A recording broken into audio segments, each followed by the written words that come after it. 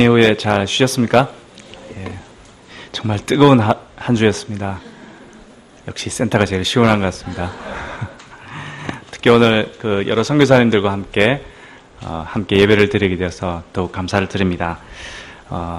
우리 여름 수양이 끝나고 여름 방학 기간 동안에 데살로니가서 말씀 우리 공부하게 될 텐데, 우리 1강 지난번 마가 선교사님 전하시고 2강으로 다시 돌아오고자 할 때 무슨 내용인가 좀 이렇게 많이 까먹었을 텐데, 개인적으로 앞부분도 좀 읽어보시고 해서 우리 데살로니가서 말씀을 하나님의 말씀으로 우리 깊이 받는 시간 되기를 기도합니다.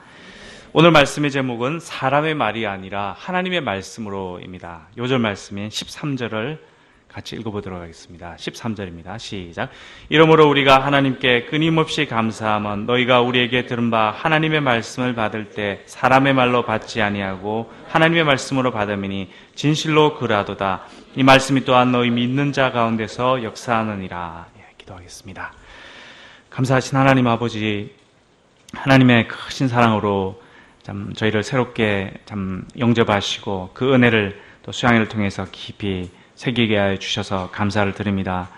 저희의 믿음과 참 소망과 사랑이 참 하나님께 있고 또 그리스도를 참 통해 항상 참 우리 마음에 또 간직되어함을 깨닫게 됩니다.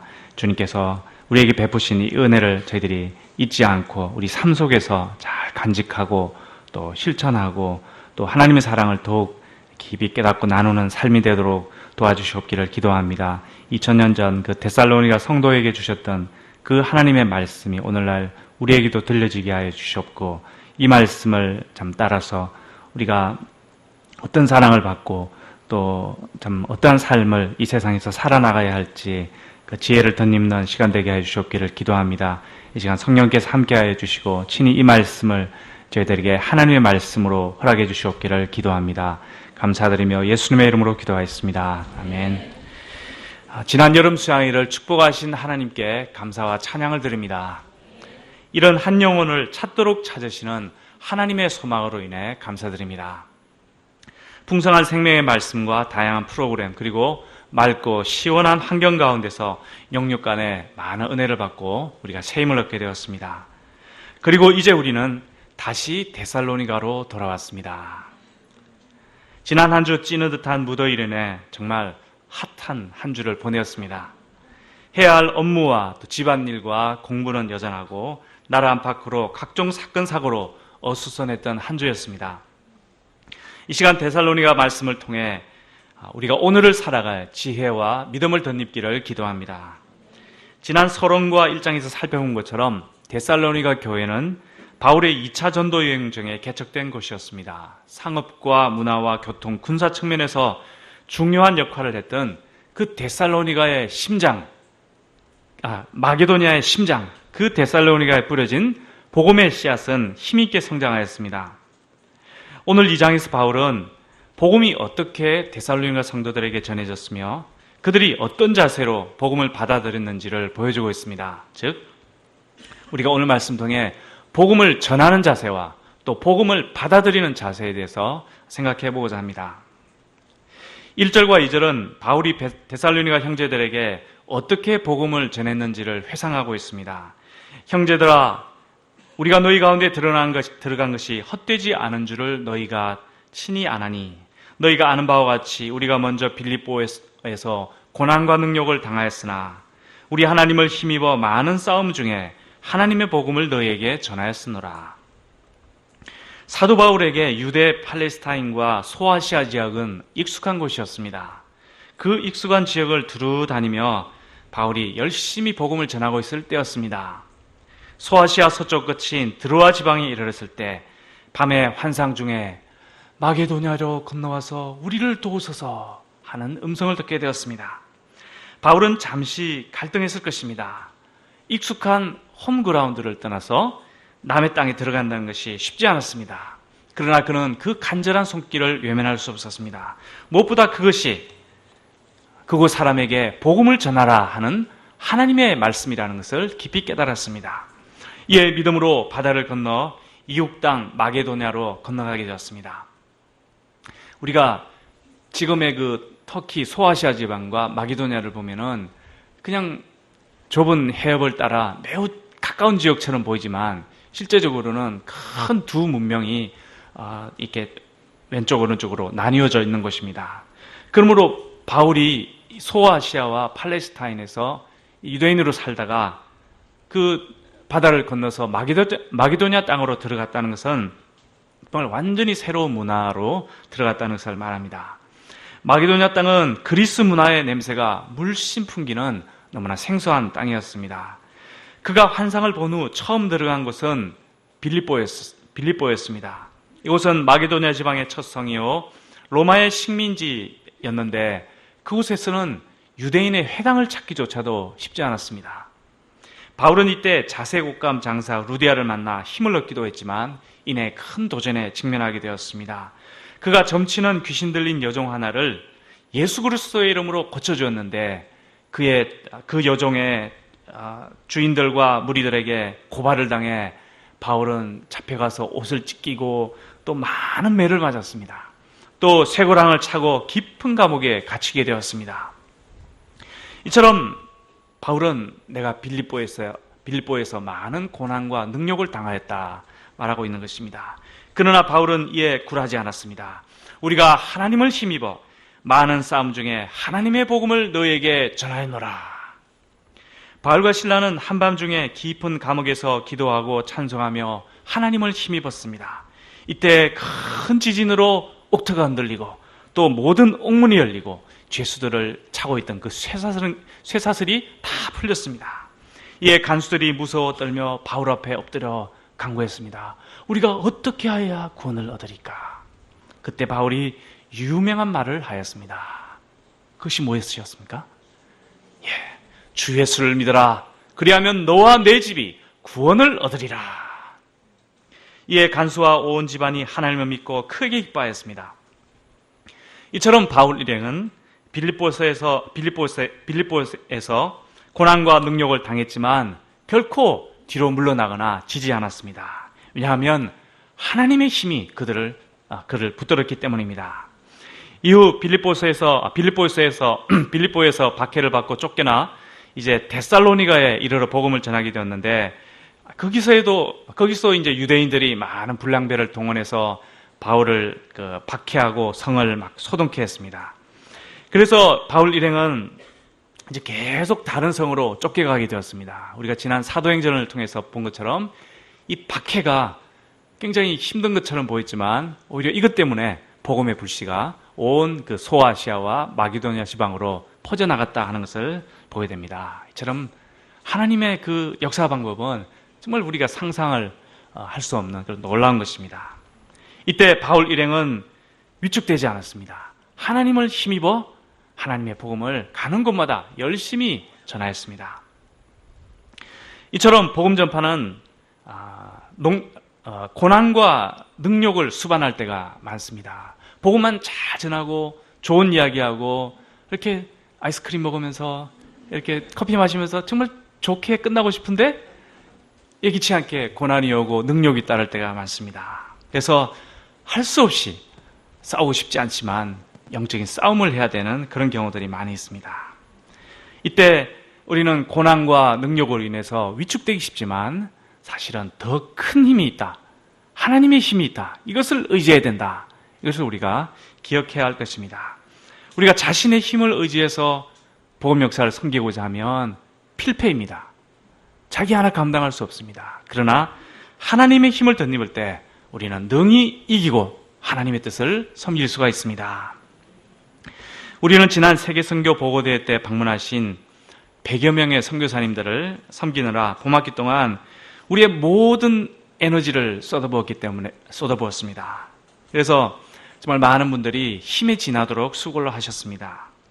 이런 가운데 여름 수양회가 다가왔을 때 우리에게는 이 역사를 섬길 힘이 별로 남아있지 않았습니다.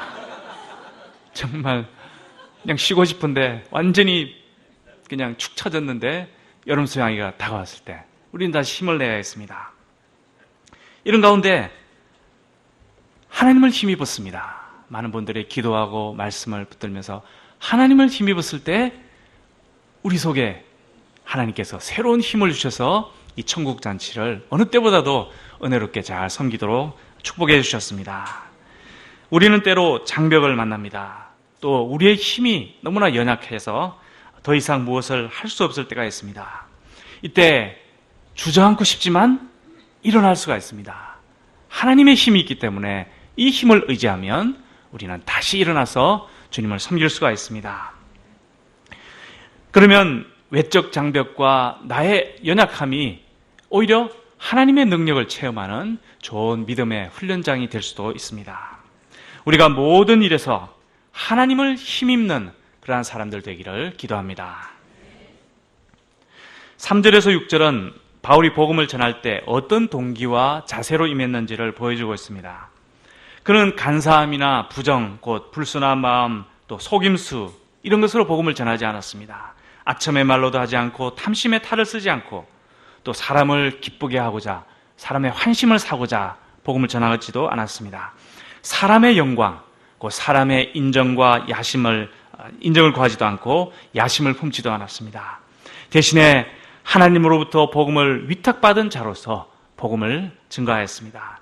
그의 마음을 살펴보시는 하나님을 기쁘시게 하고자 나의 마음을 하나님이 다 살펴보시는데 이 마음을 속일 수가 없습니다. 그래서 이 하나님 앞에 어떻게 하면 올바르게 할까? 이 하나님을 어떻게 기쁘시게 할까 하는 그런 마음으로 복음을 전하였습니다.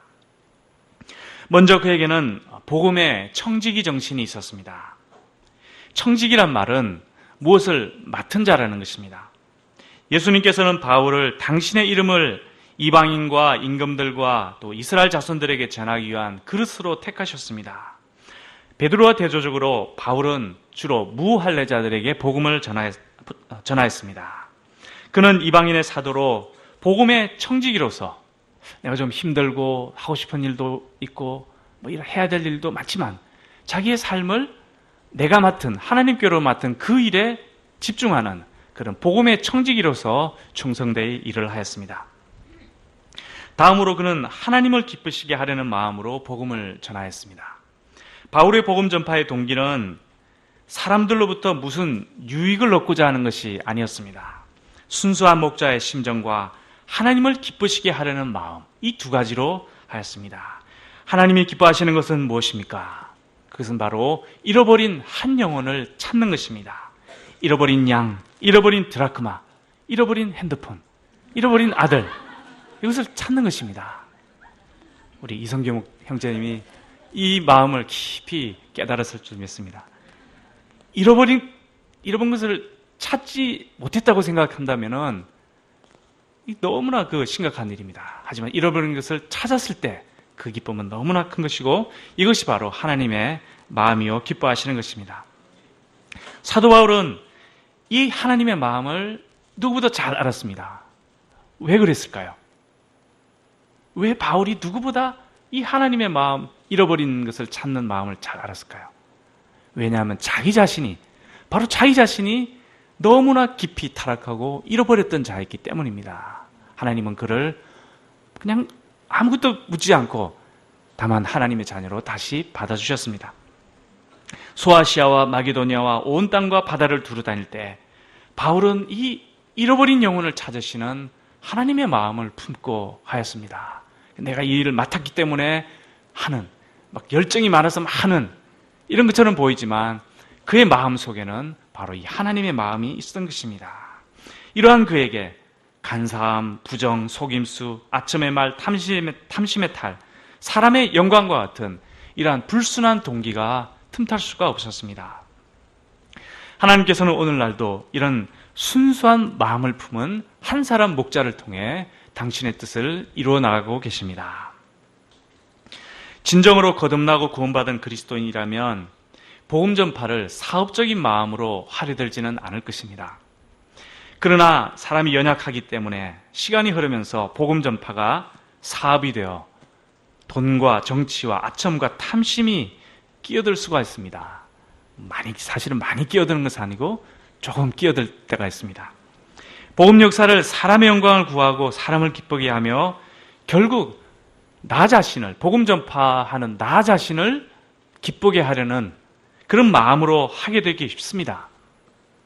이렇게 되면 우리가 인간은 연약하기 때문에 이런 마음이 우리가 완벽할 수가 없기 때문에 들 수가 있습니다. 하지만 이런 개인, 이런 공동체가 모임, 이 교회, 이런 것이 점점 방치가 되면 교회는 점점 그 생명력을 잃고 쇠퇴하게 됩니다. 교회의 힘은 진실 안에서 나올 것입니다. 그러므로 복음 전파의 동기도 항상 순수해야 합니다.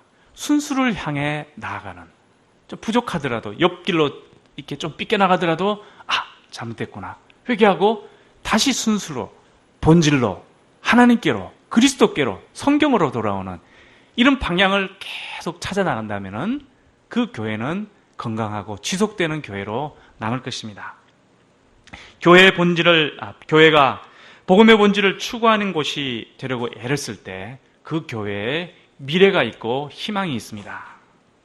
하나님께서는 그런 공동체를 통해 당신의 뜻을 이루어 나가십니다. 우리 UF는 순수한 젊은 영혼들에게 말씀의 씨가 떨어져 자라난 역사라 이렇게 말할 수가 있습니다. 수많은 젊은 영혼들이 이곳에 찾아와 하나님을 찾고 내적 실험을 하고 열정을 불태워 헌신하고자 했습니다. 그런데 이제 세월이 꽤 흘렀습니다. 이제 가을이면 우리 안암골도 나이가 40이 됩니다. 9월이면 안암골이 개척된 지 꼭 40주년이 된 때가 온 것입니다. 사람이 나이 40이 되면 모든 면에서 성숙해집니다. 이제 한 세대를 살아봤기 때문에 자신과 후손과 역사와 미래를 생각할 경험과 역량을 갖게 되었다 말할 수가 있습니다. 40세 성인이 된 안암골 UBF는 지금 어디에 서 있고 또 어디를 향해 나아가야 할까요? 우리가 성경을 살펴볼 때 40이라는 숫자가 성경에서 참 특별함을 알 수가 있습니다. 많은 그 40이라는 숫자가 나오는 곳이 있지만 그 중에서 몇 가지를 생각해 보면 모세의 인생은 40년 궁중 생활, 40년 광야 생활, 40년 출애굽 세대를 이끈 생애로 나눠집니다. 그의 나이 40이 되었을 때 그는 바로의 공주의 아들이라 칭함을 거절하고 고난받는 동족과 함께하기로 믿음의 결단을 하였다라고 히브리서 11장에 나옵니다. 이스라엘 백성은 가데스 바냐에서 이제 하나님이 출애굽하시고 이제 약속의 땅을 코앞에 둔 그 가데스 바냐에서 들어가기만 하면 되는데 그 가데스 바냐에서 40일 동안 가나안을 정탐하였습니다. 그리고 그 정탐의 결과로 하나님을 반역하였습니다. 하나님은 그 하루를 1년으로 쳐서 그 후 40년 동안 광야를 떠돌다 그 모든 사람들이 죽게 하셨습니다.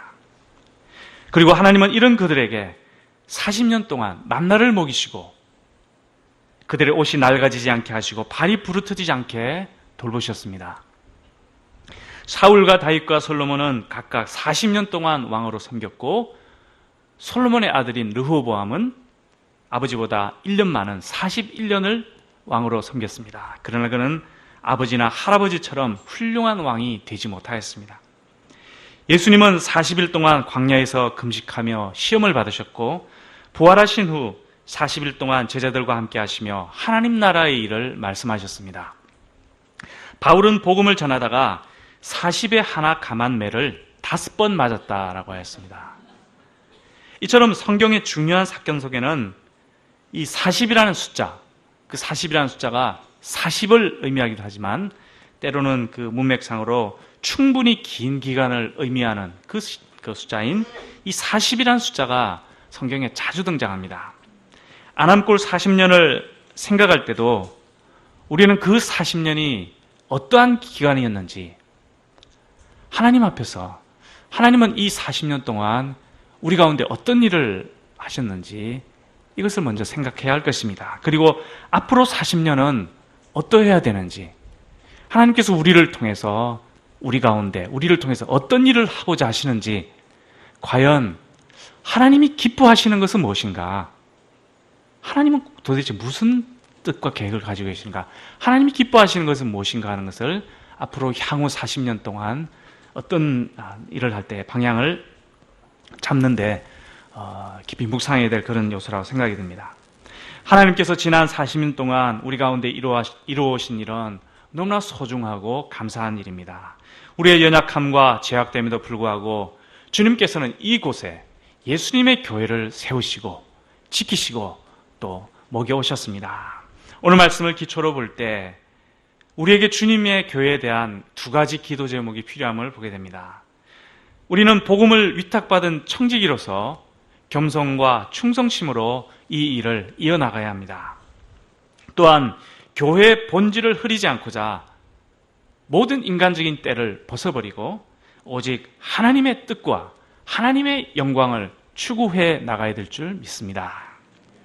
이로써 우리의 제자들과 2세들이 이끌어갈 앞으로 40년도 하나님께서 함께 하시고 귀하게 쓰시는 데살로니가 교회와 같은 곳으로 되도록 기도해야 될 줄 믿습니다. 개척자이신 양마가 선교사님이 일생 추구했던 그 가치, 하나님을 기쁘시게 하고자 하는 그 가치를 계승해 나가는 아남골이 되도록 기도하기를 기도합니다. 오늘 말씀에서 바울은 교회의 본질을 이렇게 말하고 있습니다. 오직 우리 마음을 감찰하시는 하나님을 기쁘시게 하려 함이라. 6에서 12절에서 바울은 두 가지 마음으로 데살로니가 양무리를 섬겼음을 말하고 있습니다. 하나는 유모의 마음이고 하나는 아버지의 마음입니다. 그는 그리스도의 사도이기에 권위를 주장할 수가 있었습니다. 제가 말입니다. 바울입니다. 이렇게 결국 하지 않았을 것입니다. 그러나 그는 도리어 그들 가운데 유순한 자가 되었습니다. 유모가 자기의 자녀를 기름과 같이 그들을 돌봐왔습니다. 그리고 그는 데살로니가 성도를 너무 사랑했습니다. 사모하고 사랑하고 이 말이 정말 많이 나옵니다. 정말 그들을 사랑하였습니다. 그리고 하나님의 복음도 주고자 하고 더 나아가서 자기 목숨까지 정말 주고자 한다. 이렇게 데살로니가 성도들을 사랑하였습니다. 어머니가 젖먹이 자녀를 뜨겁게 사랑하듯 바울은 그들을 사랑하였습니다. 본문에서는 유모라고 번역했지만 사실 쭉 보면은 어머니를 의미합니다. 유모라는 것은 자기 젖으로 남의 자녀를 먹이는 자가 유모인데 본문에 보면은 자기 자녀를 먹인다. 그러니까 유모로서 자기 젖으로 자기 자녀를 먹인다. 뒤 아버지도 보면은 자기 자녀를 돌본다. 이렇게 한 걸 보면 또 이제 단어를 보더라도 사실은 어머니를 이야기합니다. 자기 젖으로 자기 자녀를 먹이는 어머니의 마음, 그 마음으로 데살로니가 성도들을 섬겼다는 것입니다. 아기는 젖을 먹을 때는 마냥 귀엽지만 두 발로 걷고 자기 생각이 생기면 이 말을 잘 듣지 않습니다. 그래서 어머니의 목소리 톤이 막 높아집니다. 그리고 막 권위로 누르려고 합니다. 이 맘스터치 하려고 하는데 잘 안 됩니다. 이 아기는 하나님이 주신 그 목소리가 있기 때문에 이 누르려고 하면 와 울어버리면 결국 어머니가 지게 됩니다. 바울에게도 이 데살로니가 성도들을 섬기기가 사실 쉽지 않았을 것입니다. 그들에게는 그들 중에는 경건한 헬라인의 큰 무리와 적지 않은 귀부인들도 있었다 했습니다. 경건한 헬라인의 큰 무리, 이 철학과 이런 걸로 무장된 경건한 헬라인의 큰 무리와 또 귀부인, 헬라의 귀부인들도 적지 않았다 했습니다. 아마 그들이 바울에게 헬라의 귀족들의 식탁 매너를 요구하기도 하고 또 옷 매무새와 머리 스타일을 바울 목자님 왜 이렇게 머리가 적으세요? 이렇게 지적을 하면서 바울 목자님은 다 좋으신데 데살로니가스럽지는 않네요. 이렇게 말을 할 때 바울의 마음이 참 불편했을 것입니다. 그러나 바울은 변함없이 어머니가 자녀를 저절로 먹이듯 사랑 가득한 마음으로 그들을 품었습니다. 사랑한다면 무슨 칭얼대는 게 있더라도 다 품을 수 있기 때문입니다. 바울은 그들에게 폐를 끼치지 않고자 많은 수고를 하고 애를 썼습니다. 복음 전하느라 피곤한 중에도 밤낮으로 일하면서 자비랑하며 하나님의 복음을 전했습니다. 어린 양에게 상처 주는 목자가 되지 않고자 그 자신이 거룩한 생활, 올바른 생활, 흠없는 생활로 본이 되고자 애를 썼습니다. 이러한 바울의 어머니의 유순함이 데살로니가 성도들의 영적 성장에 젖과 같은 좋은 자양분이 되었습니다. 더 나아가 그는 아버지의 마음으로 그들을 섬겼습니다. 아버지가 자기 자녀에게 하듯 권면하고 위로하고 경계했습니다. 그는 아버지처럼 그들의 삶을 꼼꼼히 살피며 권고하고 훈계하고 때로는 잘 타일렀습니다. 슬픈 일을 당하면 위로하고 연약하면 또 격려하였습니다. 세상 죄와 이단 사상에 빠지지 않도록 경계하고 지도하고 경고했습니다. 우리 이제 한국 남자의 마음에는 어떤 아버지의 상이 있는데 성경의 아버지 상을 우리가 잘 살펴야 될 것 같습니다. 바울의 아버지의 모습.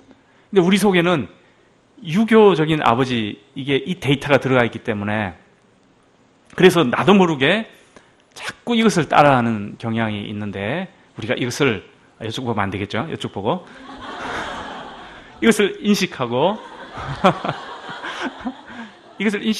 우리 속에 유교적인 아버지상이 이 데이터가 들어가 있다는 거, 이거를 인식하고 이걸 좀 좋은 건 놔두고 딜리트하고 이 성경의 아버지상, 이것을 우리가 따를 수 있도록 사모님들이 기도해 주시기 바랍니다. 이게 안다고 되지 않습니다. 예, 기도를 해 주셔야지 됩니다.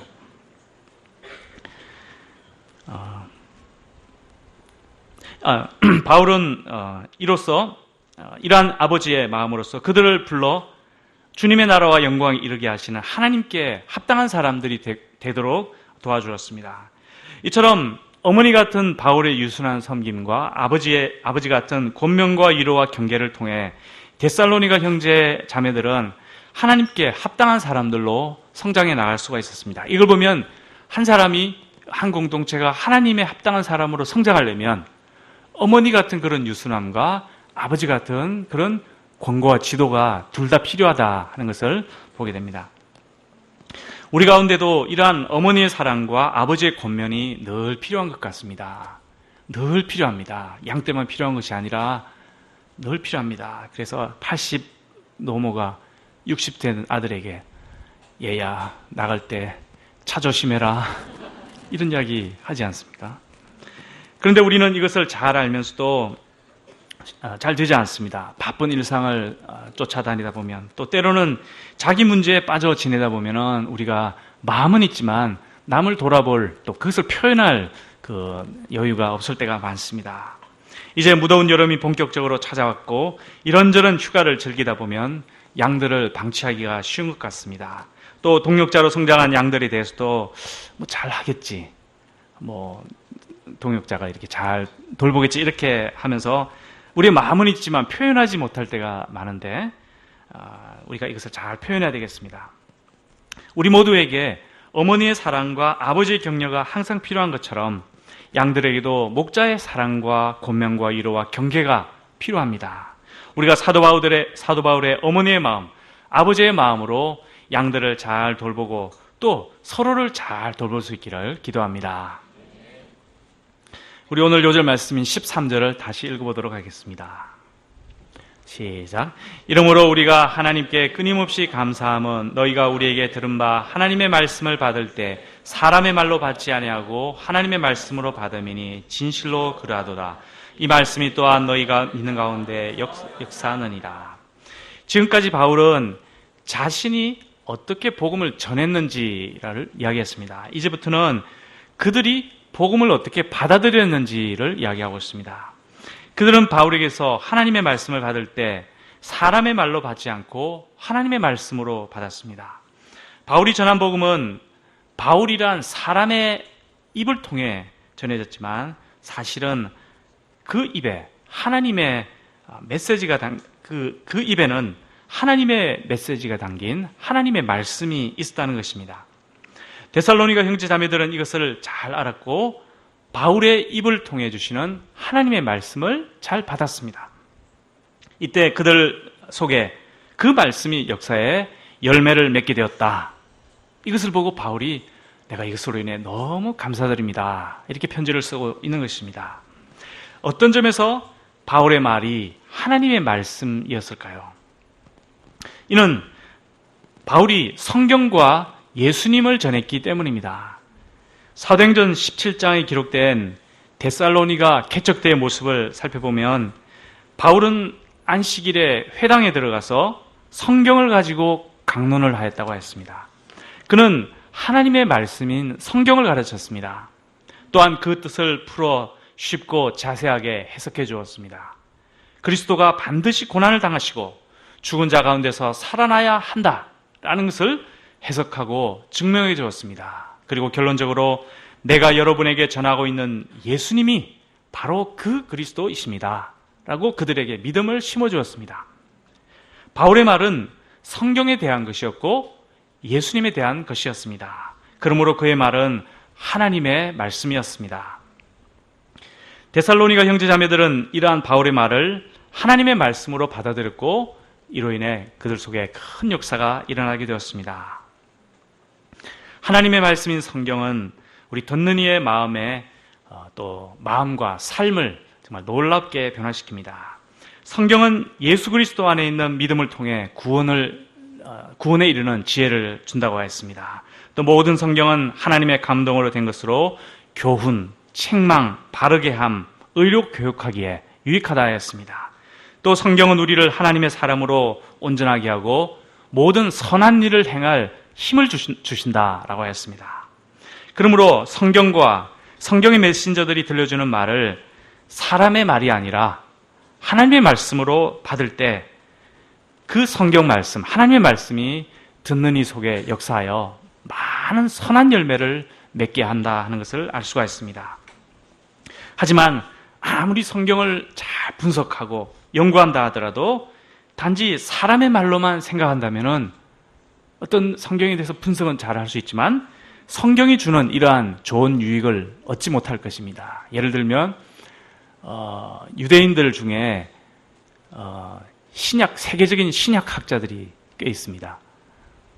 유대인들은 신약을 믿지 않는데 세계적인 신약학자들이 정점에 올라가면 어디나 그렇지만 유대인들이 포진해 있습니다. 예수님을 안 믿고도 이 신약을 자기의 그 민족의 아주 중요한 문서이기 때문에 문서로 취급하고 연구를 합니다. 하지만 이 신약이 주는, 성경이 주는 그런 좋은 선한 열매를 이들은 맺지 못하는 것입니다. 요즘 세상에는 좋은 강의가 많습니다. 정말 널려 있습니다. 전 세계 명문대학의 강의도 우리는 인터넷을 통해 들을 수가 있습니다. 또 테드를 통해 전 세계 각 분야의 전문가들의 그 강연을, 우리가 짧은 강연을 다양한 분야에서 한글 자막으로 볼 수가 있습니다. TED.com 많이 들어가 보시면 우리들의 건전한 시민으로서의 소양이 함양이 되지 않을까 생각을 합니다. 우리는 이런 것을 듣고 교양을 쌓고 또 건전한 시민으로 성장을 할 수가 있습니다. 그러나 이것으로는 부족합니다. 우리에게는 하나님의 말씀이 필요합니다. 하나님의 말씀이 있어야 우리에게 구원이 있고 생명이 있기 때문입니다. 우리가 성경과 성경적 메시지를 하나님의 말씀으로 받는다 하는 것은 무엇을 의미합니까? 여러 가지로 생각할 수 있지만 내가 성경을 하나님의 말씀으로 받는다, 이 말은 그 중요한 것 중에 하나가 이 말씀으로 내 삶을 변화시킨다는 것을 의미합니다. 내 삶이 변화되지 않는다면 내가 들은 이 말씀은 하나님의 말씀으로 내게 임했다고 사실은 말할 수가 없는 것입니다. 요즘은 강의의 홍수 시대일 뿐만 아니라 또 설교의 홍수 시대이기도 합니다. 인터넷만 열면 좋은 설교가 쏟아지고 우리의 귀는 즐거울 수 있습니다. 저도 사실 그런 가끔 이렇게 듣습니다. 들으면 많은 은혜가 됩니다. 하지만 우리의 귀만 즐겁게 하고 마음만 시원하게 하는 이렇게 하려는 것은 하나님의 말씀을 듣는 자세가 아니라 하는 것을 생각해 보아야 할 것입니다.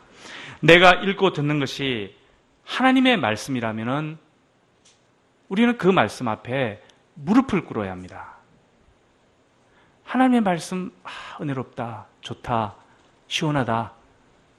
우리는 하나님의 말씀을 귀로 듣는 것이 아니라 무릎으로 들어야 하는 것입니다. 말씀을 통해 나타난 하나님을 깨닫고 영접해야 하고 나의 죄를 깨닫고 회개해야 하며 더 나아가 그 말씀을 따라 나의 삶을 변화시켜야 합니다. 하나님의 말씀을 듣고도 믿음이 생기지 않고 죄를 회개하지 않고 삶을 변화시키지 않는다면 그것은 강의나 강령과 다를 바가 없을 것입니다. 하나님의 말씀은 우리에게 감동을 주고 마음을 뚫어주고 시원하게 하려고 주신 것이 아닙니다. 우리로 하나님과 우리 자신을 깨닫게 하고 이로써 믿음을 갖고 회개하게 하며 삶의 변화를 가져오게 하는 것이 하나님의 말씀입니다. 말씀을 통해 하나님을 깨닫고 나를 깨닫고 나의 죄를 회개하고 믿음을 갖고 죄를 회개하고 삶을 변화시키는 것, 이것이 바로 하나님의 말씀을 듣는 것이라 할 수 있습니다. 우리가 세례 요한을 생각할 때 세례 요한은 유대인들에게, 아브라함의 자손들에게, 정말 성경을 잘 아는 이 구신자들에게 하나님의 말씀을 증거하였습니다. 그는 어려서부터 말씀의 홍수 속에서 살아온 그들에게 회개를 전하였고 회개에 합당한 열매를 맺으라 라고 하였습니다. 이것이 바로 오늘날 우리에게 필요한 말씀인 줄 믿습니다. 그러므로 말씀을 따라 나의 삶을 변화시키려고 그런 자세로 말씀을 듣는 것입니다. 그것이 바로 하나님의 말씀을 하나님의 말씀으로 받아들이는 것이라 할 수 있습니다. 지난 여름 수양회 때 우리 가운데 하나님의 말씀을 받는 역사가 참으로 컸습니다. 저는 메신저들이 하나님 말씀 앞에 회개한 것을 우리가 느꼈습니다. 말씀을 믿고 영접한 것을 느끼고 성령을 의지해서 말씀을 전한 것을 느꼈습니다. 그때 그 메시지가 우리에게 하나님의 말씀으로 임하였습니다.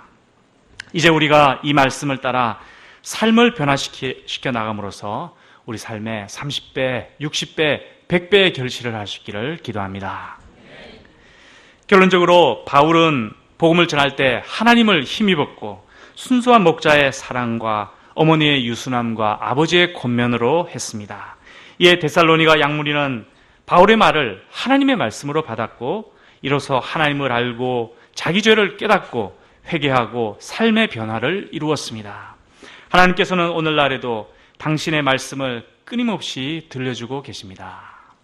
주님의 말씀이 들리십니까?